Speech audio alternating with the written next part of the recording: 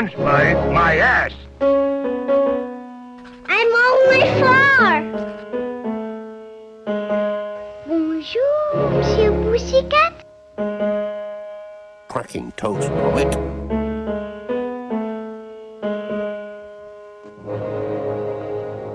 Start spreading the news.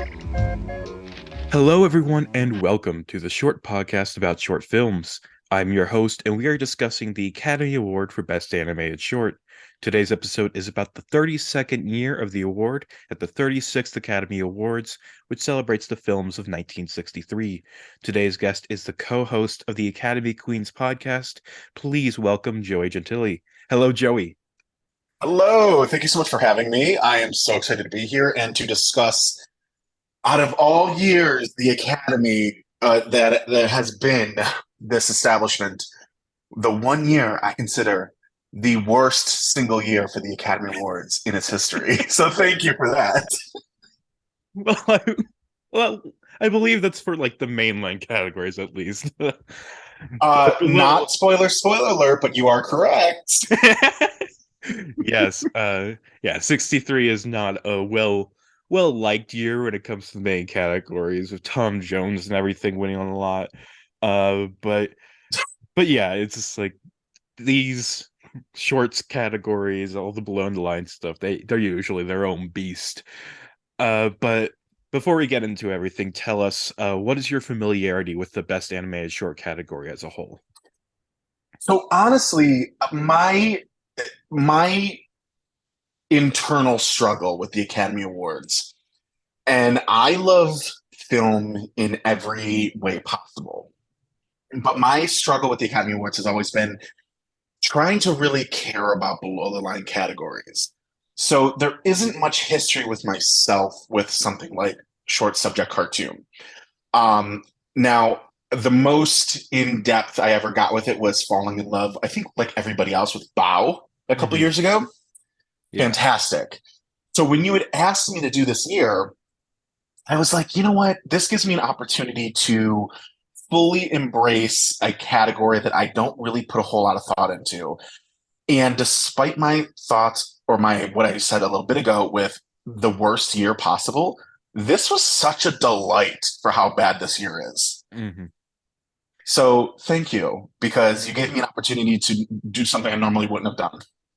Yeah, that is one of the main things I do this podcast for, is to introduce people to this category that most people just completely overlook. Like, even to like all my Oscar obsessed friends, they rarely ever give the short categories a chance, and I think that's disappointing.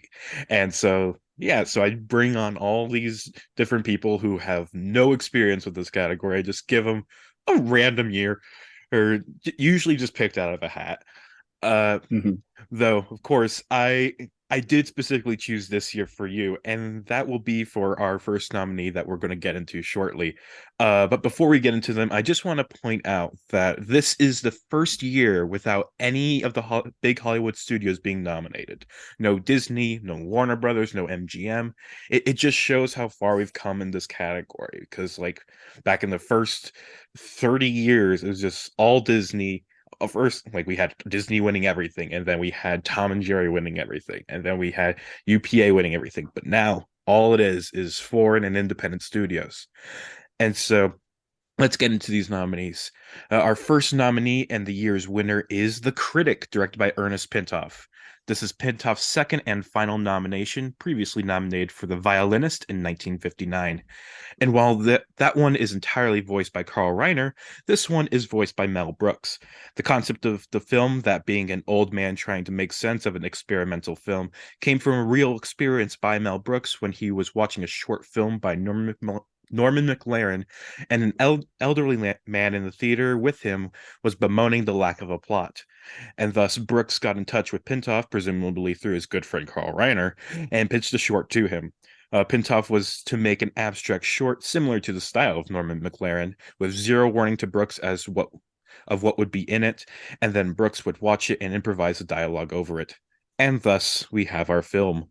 Joey, start us off. What did you think of The Critic?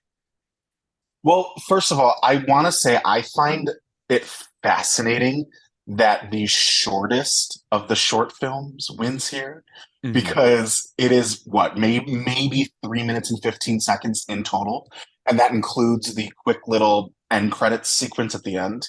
Mhm. Fascinating. I love when it gives us everything in no time possible. I'm like, yes, do it, yes. Um, with that said, Mel Brooks is a god. Mel Brooks can do no wrong. He is so funny. And I don't know how big of a Mel Brooks fan you are, but one of my favorite movies of his is called High Anxiety. Mhm. Have you seen it? I have not. It's one of the few Mel Brooks movies I haven't seen. That's like the Hitchcock parody, right? Correct. And so there is this hilarious scene with him and Madeline Kahn needing to smuggle a gun on an airplane. And mind you, this is the 70s. So like you could do anything on airplanes. But I was watching the critic and I'm like, wait a minute, I know that voice. Obviously, clearly Mel Brooks. But in High Anxiety, there's a moment where his character, who doesn't speak like that, he brings in that critic voice work to literally play an annoying, over the top Jewish couple who are just being too loud so they can get through security without being patted down for the gun. So I was like, oh my God, that's the voice. So Mhm. if you ever go back and watch it, remember, you'll remember the critic. Yeah. I found this fascinating because I'm such a critic of things in general. And I will say this is a win. I don't know if this is I don't think this is a spoiler, but this is a win where I truly believe that one off of the name Mel Brooks only. Hmm.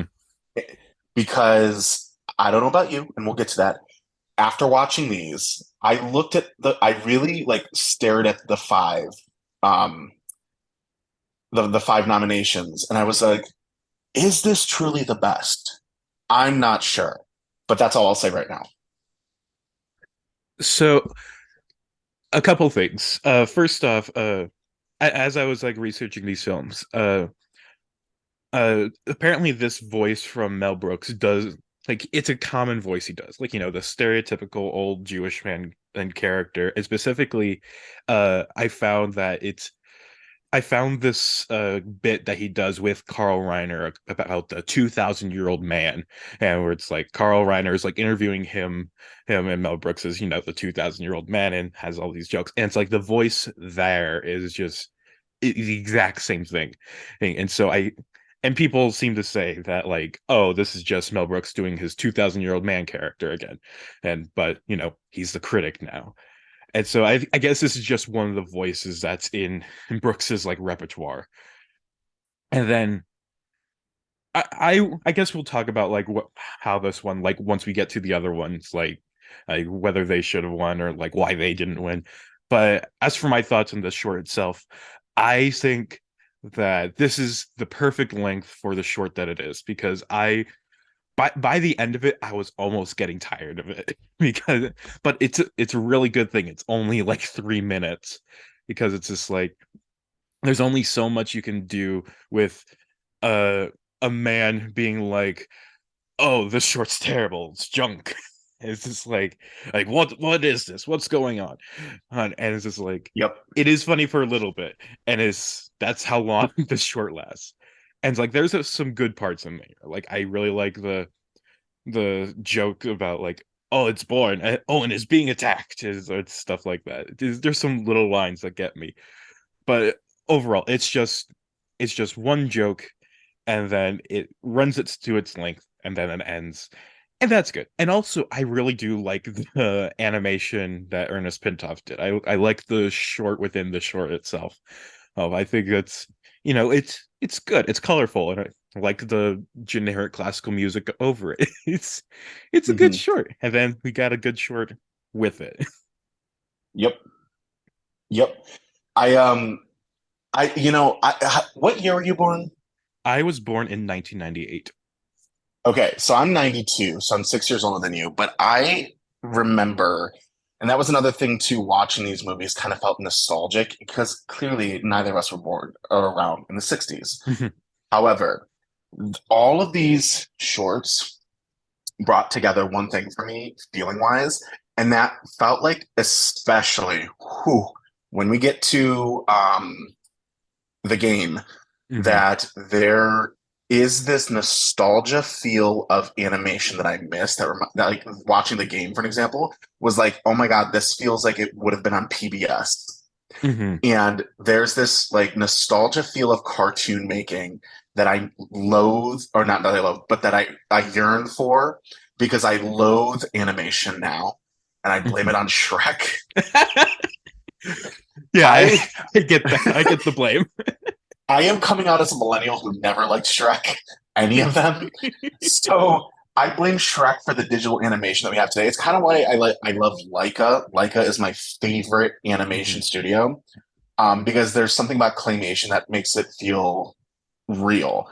But watching these with the color palettes and the way they're animated was like in the 90s, especially in the mid 90s, PBS and whatnot used to play a lot of, because at the time, there's only a 30-year difference. Like, Yeah. so the 90s, when I was little watching these, the 30-year difference would be like kids today watching shit from the 90s. Oh my God. Wow. Okay, that just hit me. That just hit me. So yeah, so I loved it. I loved these kind of animations going on in these short films. Yeah, and like it is funny they bring it up because like so I've been talking about on this podcast recently about how the theatrical short, like it used to be this big institution where it's like, oh, every movie had some shorts before it, but at this time the theatrical short is dying. And so the nominees that we have left are like thing a lot of them end up being things that you would be finding on like PBS and Sesame Street. And a lot of these animators that I will be talking about, maybe not this year, but in future years, are going to be ones that will end up doing a lot of work with like Sesame Street and stuff, because that is one of the main places where animation is valued and distributed and stuff.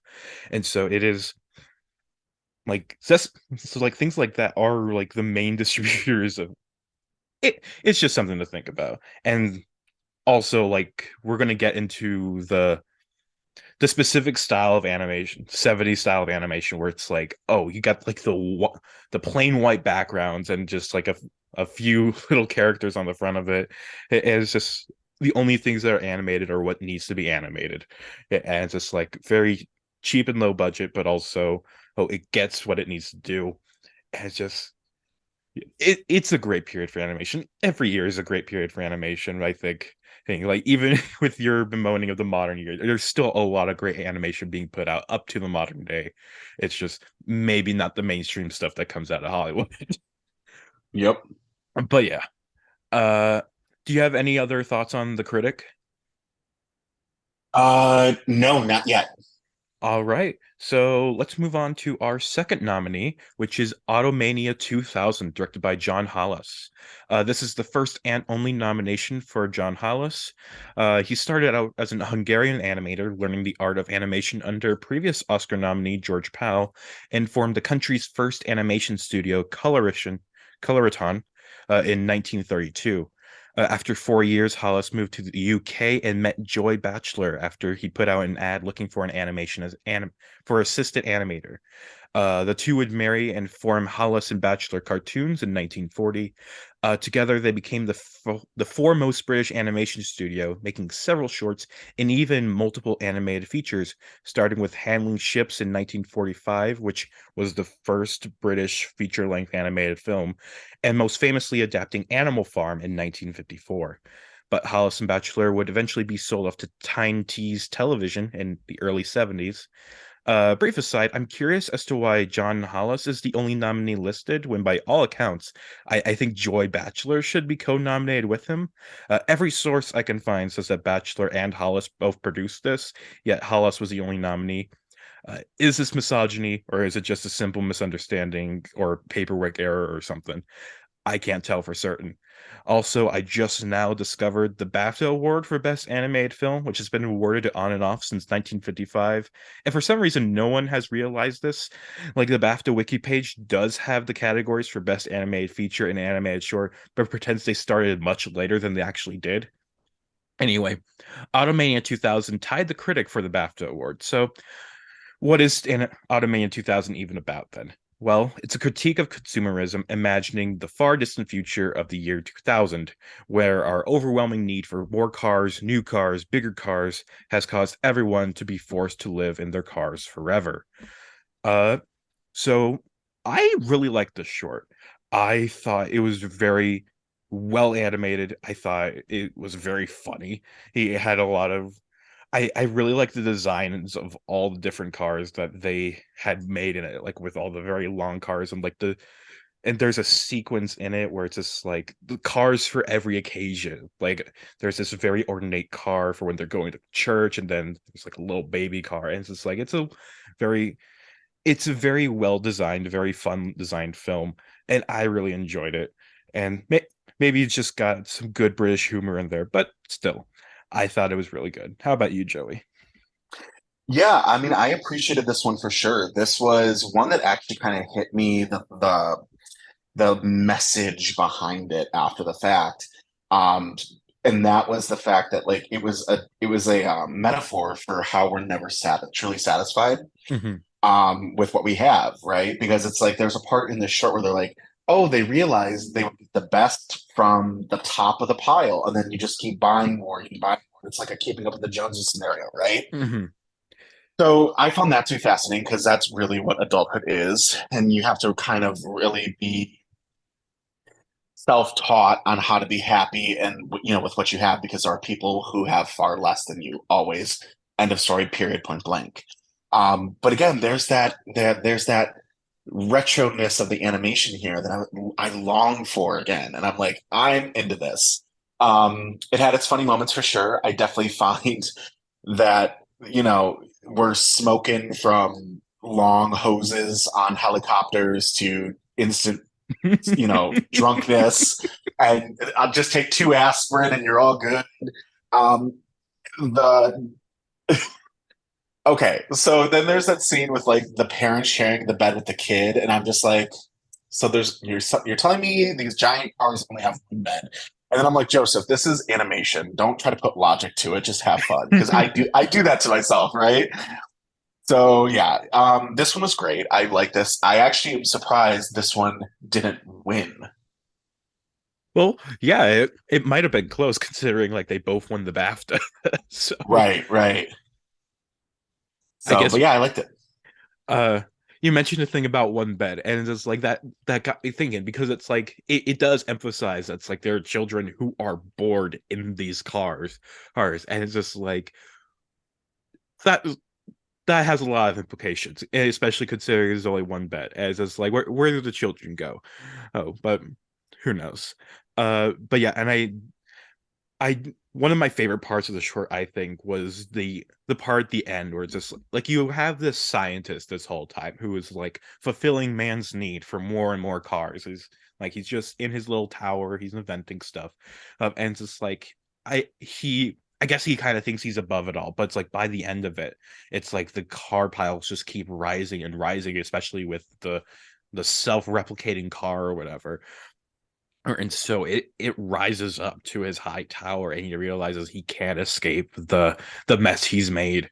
And so it's just like, yeah, and that's how it ends. It's I just found that to be just a really good ending, I think.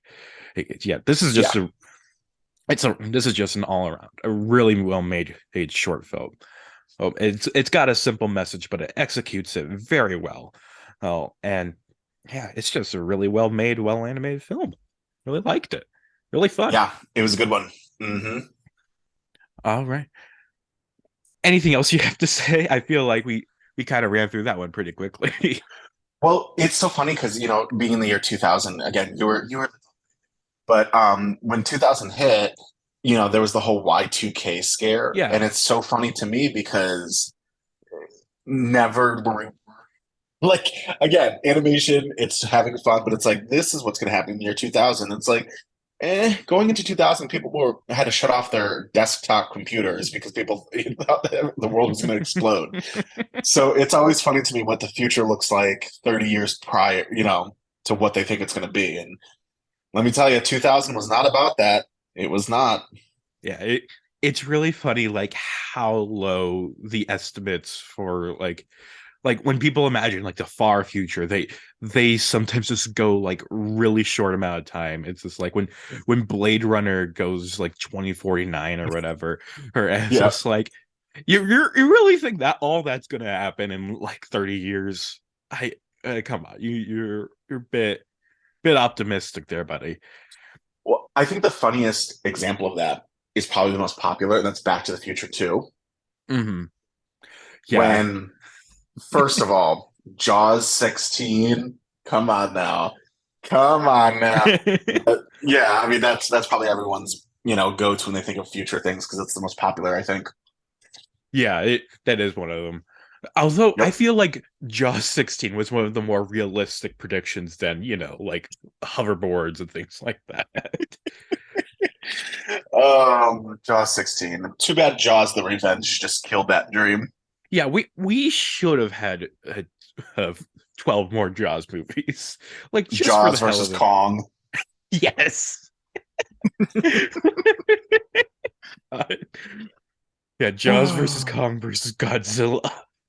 Right? And One's when a Jaws in giant. space happens. Yeah. Sharks with freaking laser beams on their heads. Good reference. Uh, yeah, I think that's a good time to move on to our third nominee, which is Mhm. Igra, also called The Game, directed by Dusan Vukotic. This is Vukotic's second nomination after previously winning in 1962 for Ersatz, and the second nomination for the Zagreb Film Production Company. I think the game might be the first nominee also to feature live action segments, as there are scenes with real children throughout this short, or which is, an interesting factoid. Uh, the game features two children surrounded by colored paper and pencils as they begin to draw, with their drawings interacting each other, enacting a conflict of epic proportions. Joey, what did you think of the game? Well, I liked the game and I was surprised because I hate children. And I was actually really enthralled with it. It was the first one that I had seen out of the bunch. And I am always fascinated because I feel we're in a situation like that this year with the Oscars, where what is actually considered animation and what's not, right? Hmm. Because I would say this is a even split 50-50 of half of it's being animated on paper with what they're drawing, half of it's in real life. And it makes me think of like Marcel the Shell. How is Yeah. Marcel the Shell an animated film, but Avatar isn't? Yeah, like I I think with Avatar, it's just the fact that they did not want to submit it because it would definitely qualify. Although Hmm. there is also the weird situation with like motion capture being like, I think the Academy doesn't count motion capture as animation, and even though it is, but it's like a uh very weird situation. But yeah, with Marcel Yeah. Shell, there is a lot of live action segments, but a lot of it is like, stop motion on Marcel. Hell, so I think it does technically qualify under the Academy's rule. And like something like this, it's just like it is a very much like, oh, it's a scene with a kid, then they do a short little animated thing, then another scene with the kid, then a short little animated thing. And it's just like Hmm. it does uh it probably does stretch the boundary of what qualifies as an animated short, but it it got nominated, and you know what? It's really good. It is. That's the thing. It's really good too, and it's so much fun.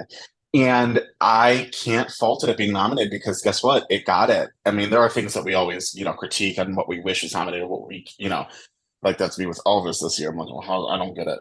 But Mhm. I am like, oh my God, this is great. And even if it got into live action short subject, it could work in either category. So that's Yeah. that's amazing. That's bonus points for me. But yeah, I am fully about this one. This one is fun. This one brings the child out of all of us. Hmm. This is that kind of like there's that part in Lana Del Rey's song "Gods and Monsters" where she talks about innocence being lost, and there's that childhood innocence. And for me, I watched that and I'm like, oh yeah, there's that innocence we all had as a kid. When did that go away? Hmm. Right? And the game is that moment in time that I feel like we all miss as an adult now. And so I'm like, I'm here for this. The only critique I have for this is I really wish instead of using like a child laugh track for these kids, they would have actually used the actual sound. That took me out of it. Hmm. Because I'm like, those aren't the kids. That's a laugh track. But Yeah. other than that, I thought it was great. Yeah, like all the sound effects in this are like very artificial. And I'm not sure if it was a problem for me, but it is like at least noticeable. Oh, Yeah. oh, but yeah, it's like I really like in a way, I think I actually did like a bit of the artifice to the live action sequences. Like there's a point at the beginning where it's like the boy is like he breaks his pencil and then he's like he sees the girl has a sharpened pencil and so he's like he nudges his own one over there in a very cartoony kind of way and then he nudges the sharpened one back towards him. It's like using his like little finger, and there's like a boing boing boing boing boing kind of sound effect as he pushes his over his way. And it's like that was a Yeah. very cute scene that stuck out to me, and so Yep. it's just like, but yeah, it and then but yeah, and then the animated sequences themselves, I think it it does a really good use of uh just like incorporating the live action and the animated together.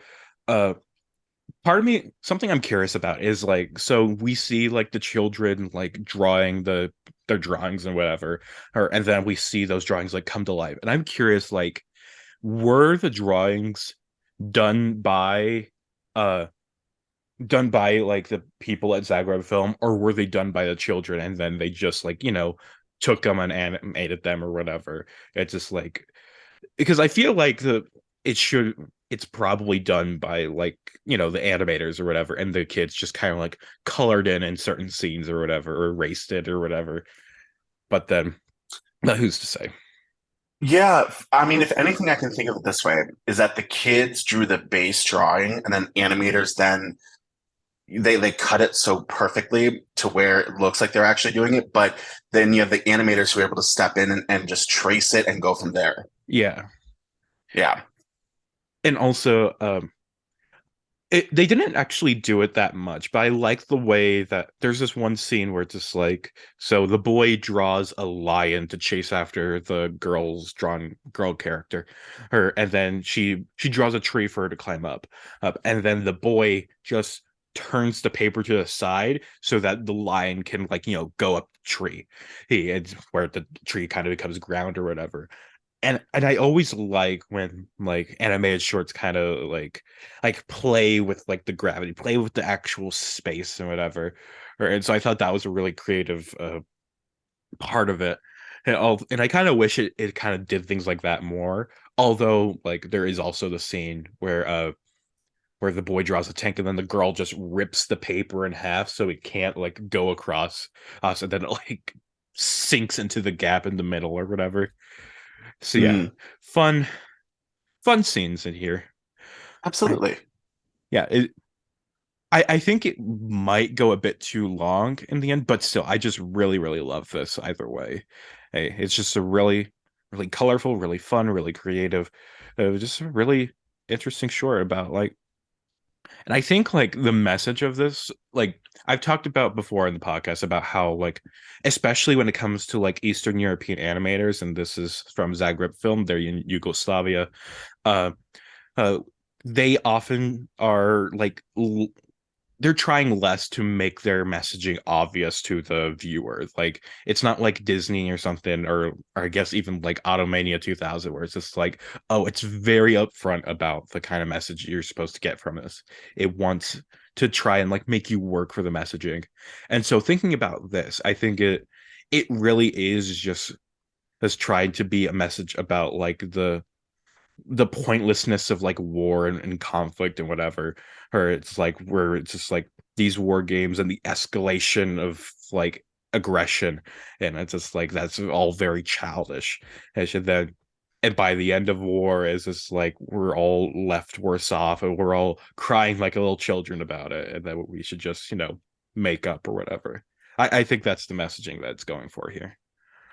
Yeah, and I will agree with you that it is too long. It's actually this is the longest out of all of the shorts. I think it's at like almost 13 minutes. Yeah.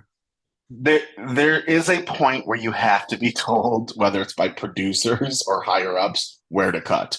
Hmm. This is one of those. This is one of those. It's still great, but you are. Yeah. It's a little too long. Yeah. For what it's trying to tell. Yeah, it could have like quickened the pacing a little bit, but still great.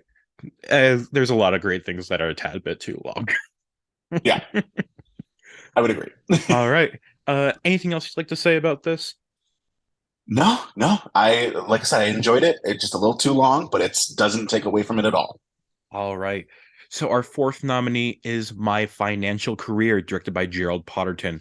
This is the second nomination for producer Tom Daly and the first nomination for Colin Lowe, as well as the second nomination for NFB, the National Film Board of Canada, after their film The Romance of Transportation in Canada from 1952, which was the first ever non-American nominee in this category.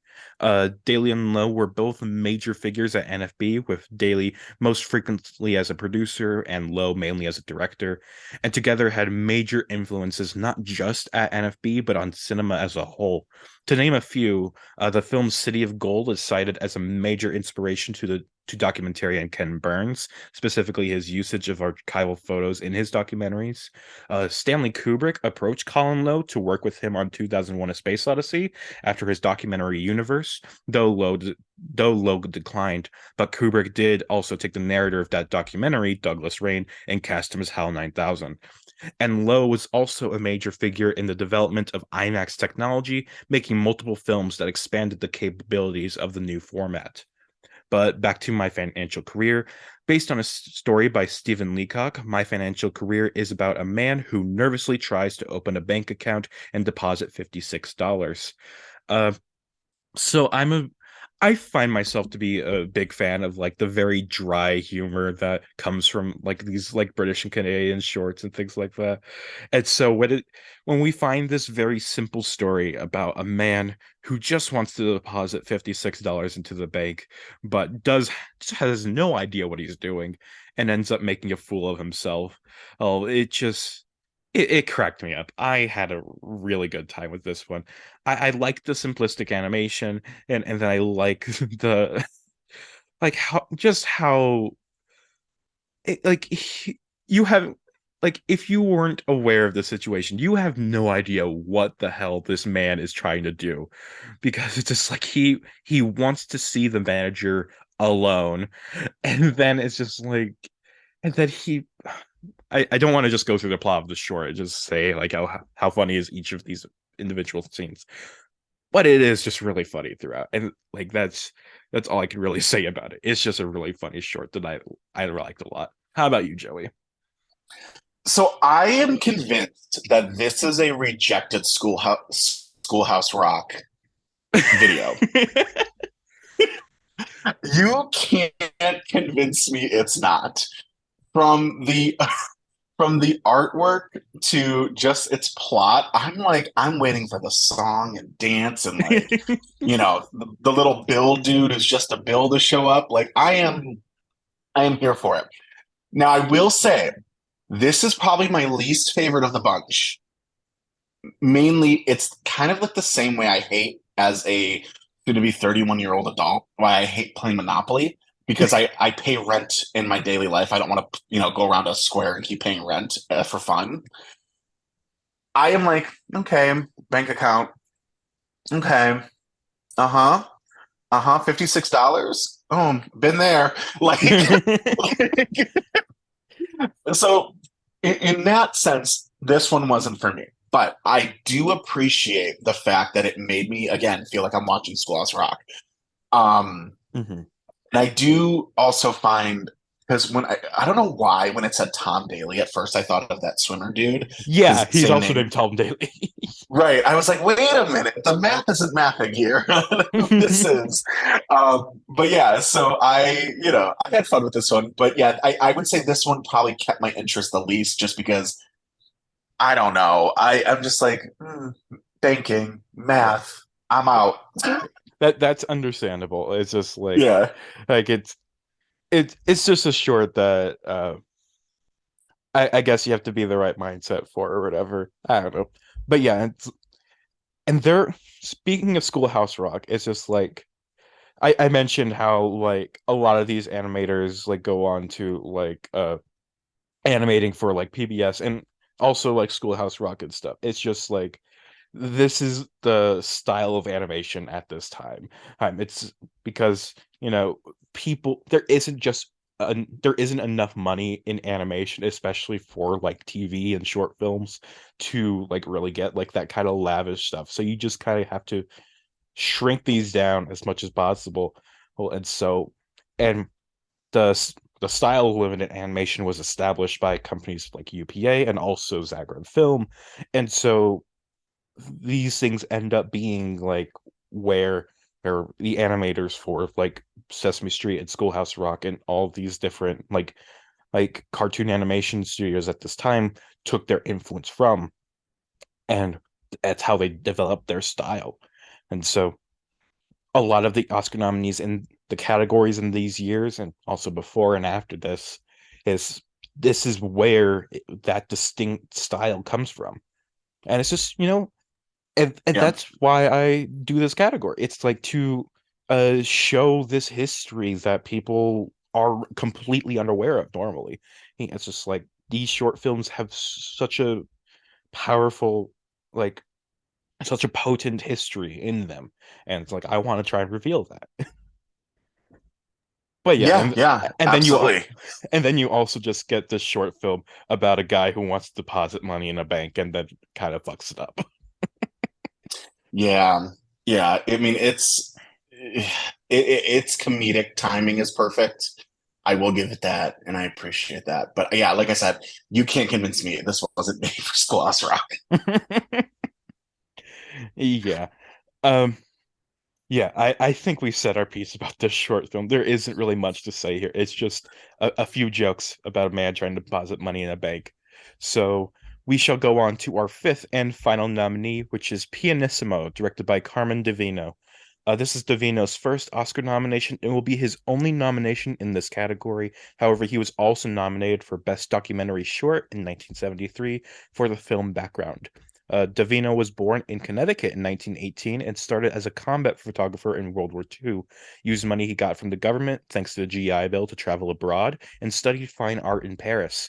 He became an accomplished painter, being featured in many galleries, but eventually transitioned to filmmaking, which became his modus operandi in the 60s and 70s, before going to try out new mediums in the 1980s. I also found a quote of his from later in his life about new film technologies that I thought was interesting.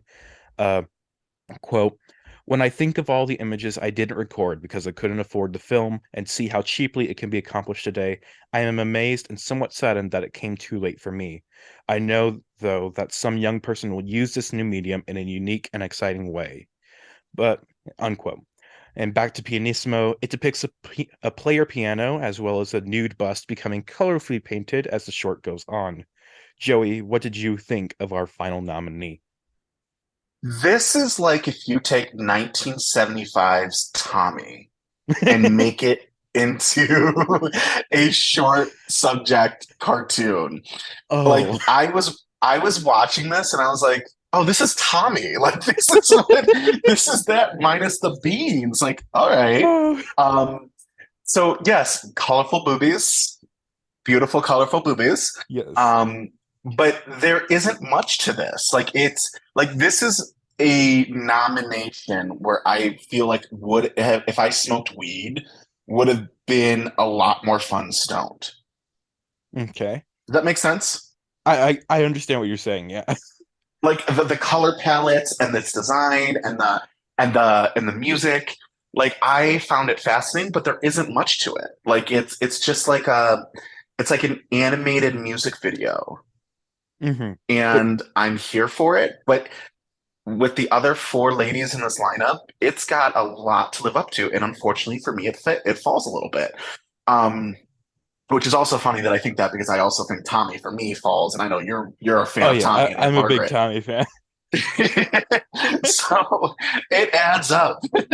I, Um, but yeah, I think the concept is there. I would like a little bit more story if you could story in something here. This could have been on Lydia Tarr's tapes. I am positive it was. If you've seen Tar, you understand what scene I'm referencing. But yeah, this could have been on Lydia Tarr's tapes, and I would 100% believe it. okay. And yeah, I have seen Tar. But I really like this short. I thought it was great, which I guess with your Tommy comparison, sure, I guess it means I love this because I love Tommy. Uh, but it's just like I'm kind of a person that's just like I just let the films like take me wherever they want to go. And I go with it where it wants to go. This is not a film that wants to have a plot. It just wants to have this like very unique visual and audio experience.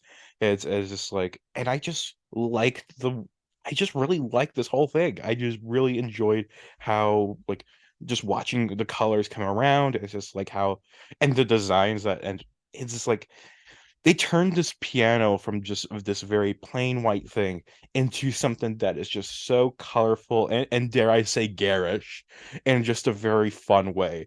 As just like the way the colors just move and just take over everything is just like and I like the and like when the colors get to like the nude bust that we have here it's just like the way it it's very funny to me how it like at first it just like goes completely around the boobs on the thing and then it just like it forms this kind of like target pattern on them and then it turns them into like flowers or a sun or something and it's just like it just the way these colors move is just very entrancing to me and very fun and creative it's just like it's just a really fun short that I really enjoyed a lot.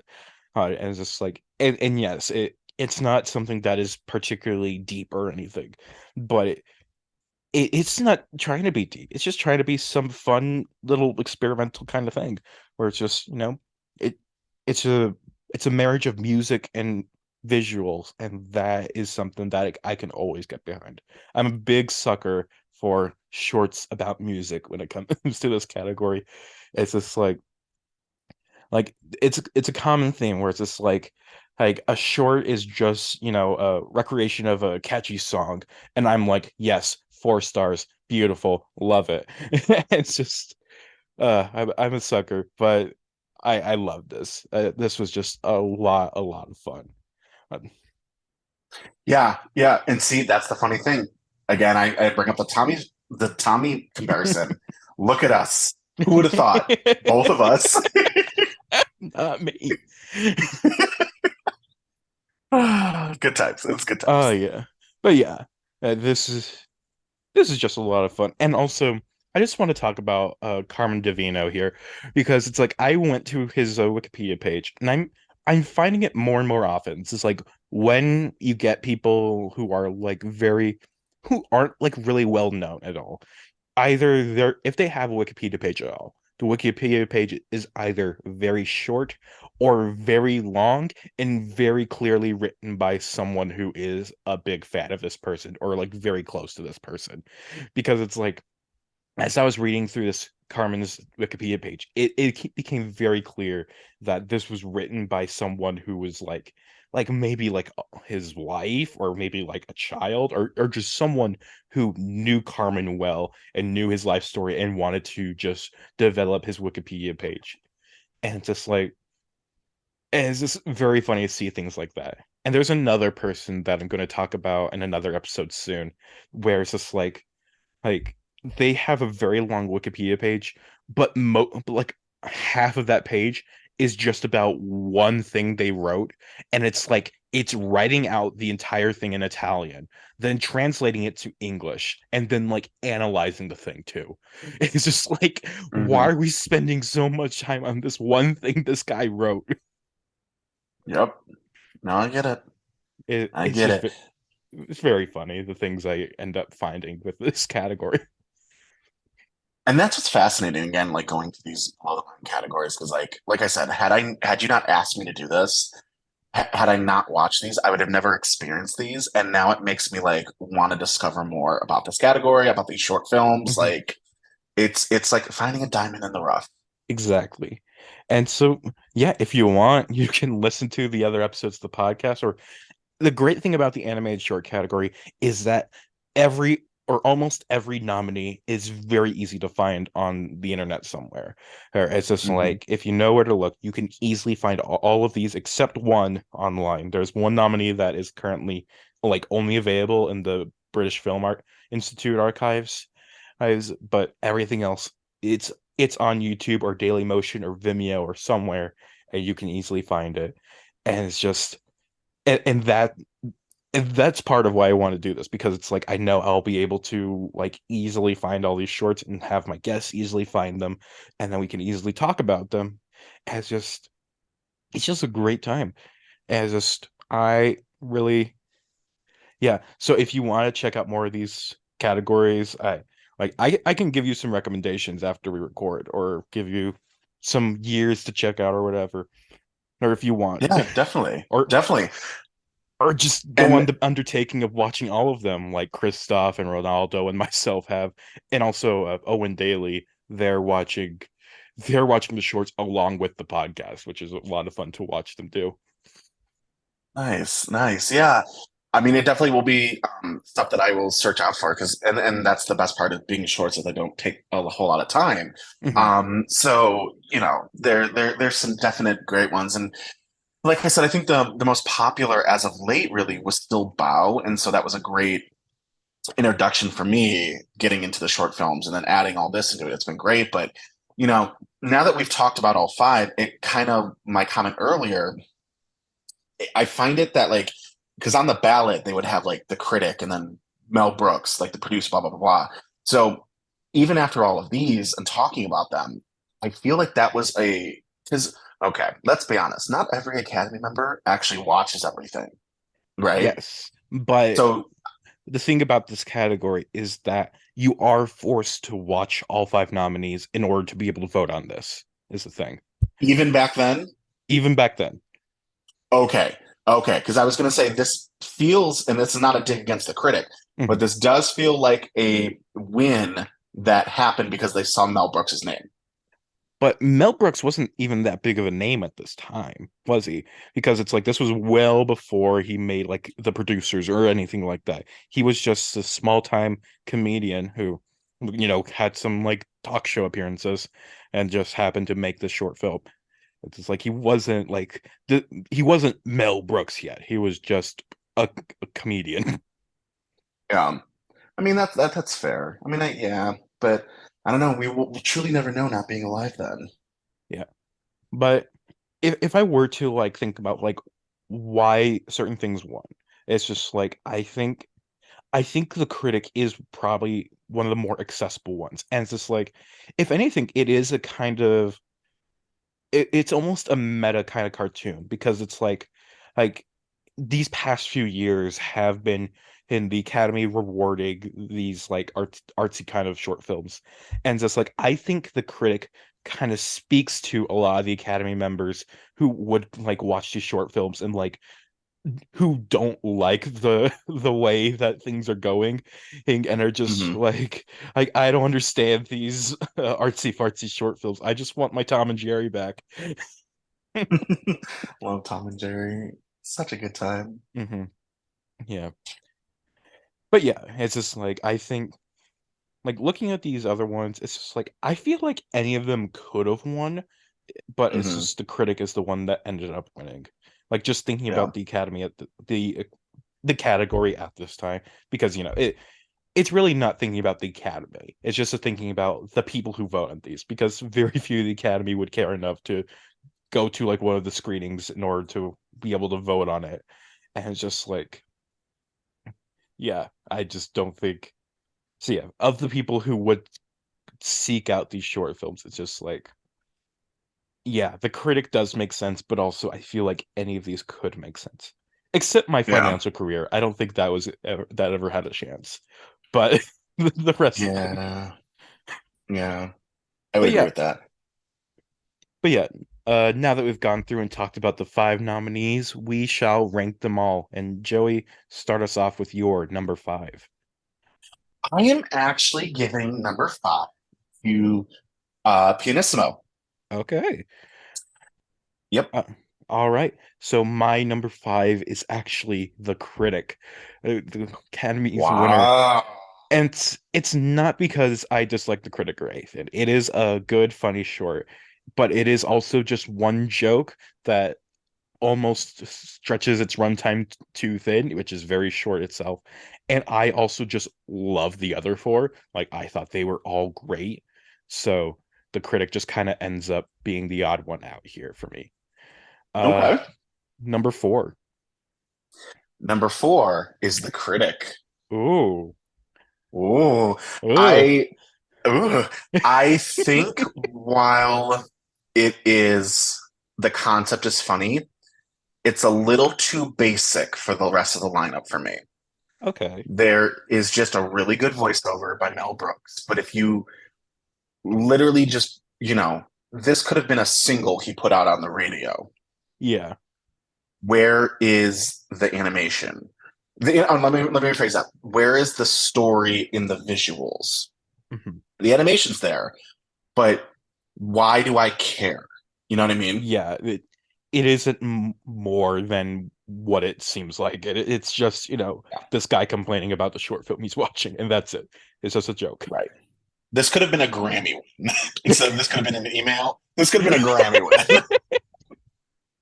I like that idea. It's just like, okay, this could have been a Grammy, like just because the Grammys are worthless.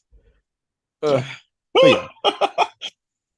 Anyway, number four, my number four is Automania 2000, which yeah, like my top four are all shorts I love. So Automania 2000 is just one I loved less than the other three.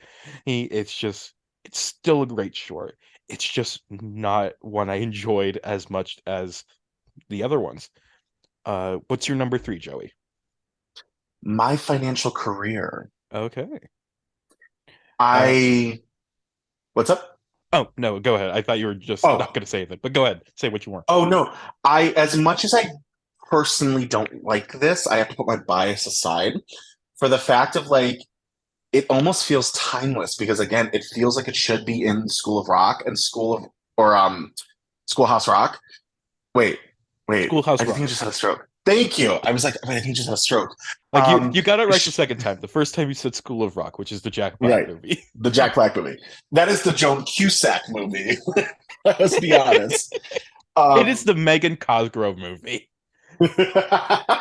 so yeah, there's something that you could take out of that short and place it in any decade, and it actually works, and I have to respect that.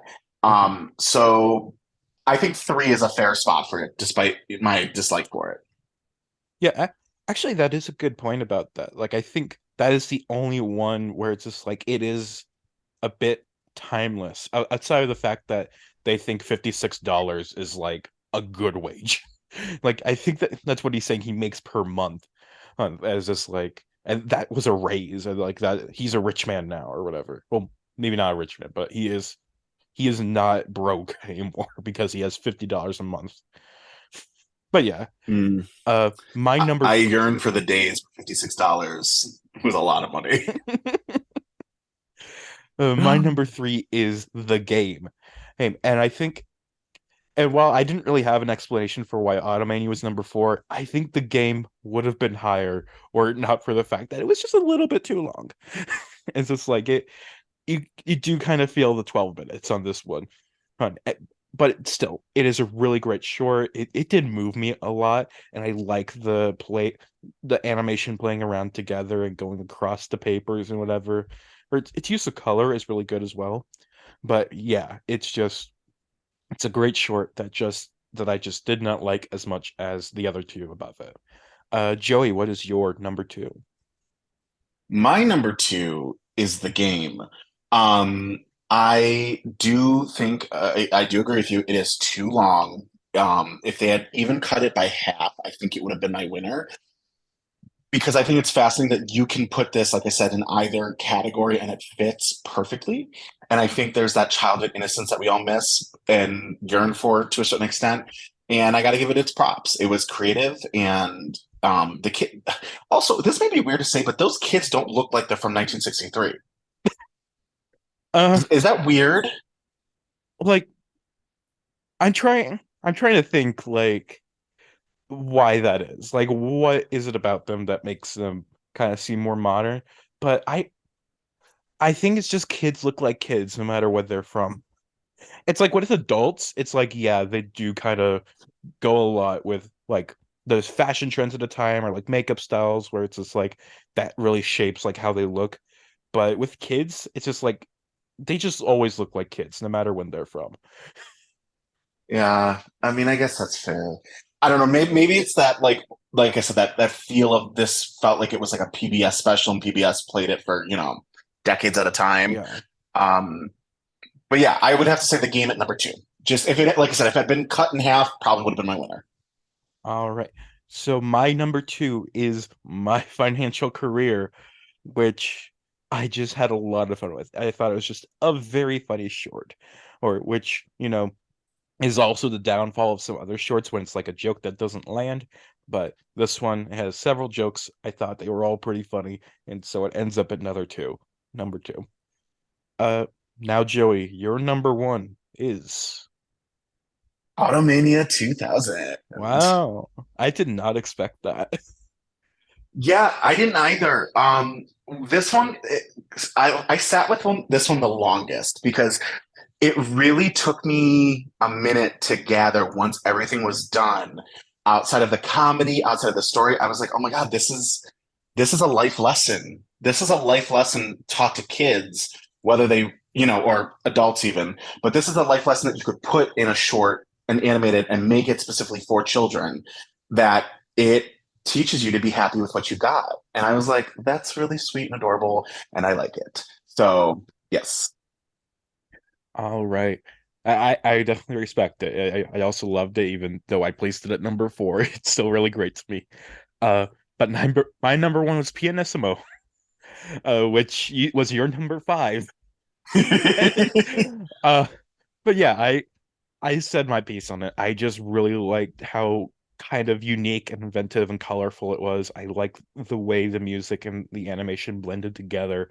And it's just like, even though it is just, a piano becoming colored, it's just like it really worked for me. It just was a really fun short, and I really appreciated all the time I spent with it. And I thought it was really great. And I really wish I could see this in like higher quality because like all the copies I could find online were like not even just like low quality like frame, but also it was squished into the corner of the frame. And so it was just like, oh God, why is this like this? But I still watched it. I still loved it. I wish I could see this at least in HD. If not, like I'd love to be able to see this on like a big screen or something, like in theaters somehow. But yeah, Get a 4K release for this person, yes, please. please Let get Criterion on it just to release the short film Pianissimo. While we're at it, Criterion, please release Fiddler on the Roof. Please release it. Yes. Oh God, that is such a dire need of like a good like restoration. Absolutely. Absolutely. But yeah, This was this was oh, fun. yeah, this was very fun. But before we end our show, Joey, are there any final thoughts you'd like to share or anything you'd like to promote?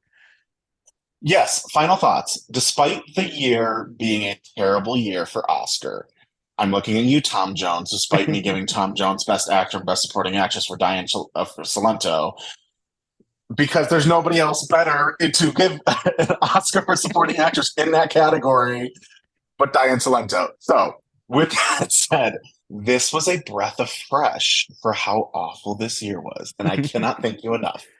I am glad that you enjoyed your experience on here, and I'm just quickly looking up who I have for supporting actress that year because I'm kind of curious who I picked because I know I don't pick any of the Tom Jones people.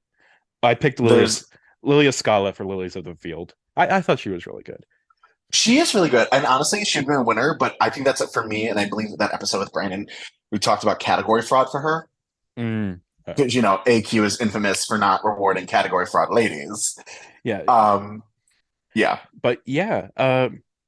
Well, thank you, Joey, for coming onto the show, and thank you, thank you. listener, for tuning in. This has been the short podcast about short films. Until next time, goodbye.